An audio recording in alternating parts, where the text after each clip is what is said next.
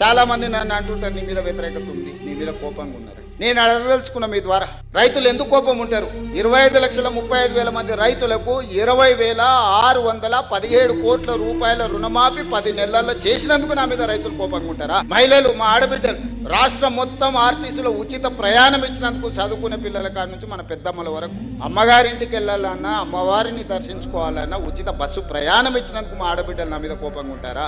లేకపోతే 1000 మెగావాట్ల సోలార్ విద్యుత్ ఉత్పత్తి సామర్థ్యం అదాని అంబానీలతో పోటీ పడే విధంగా మా ఆడబిడ్డలకు 1000 మెగావాట్ల సోలార్ విద్యుత్ ఉత్పత్తి కాంట్రాక్ట్ మా ఆడబిడ్డలకు, మా సీతక్కకు చెప్పి, మా బట్టి విక్రమార్క గారికి చెప్పి ఇవాళ 1000 మెగావాట్ల సోలార్ ఉత్పత్తి సామర్థ్యం ఒప్పందం మా ఆడబిడ్డలు చేసిన అందుకోసం నా మీద కోపంగా ఉంటారా?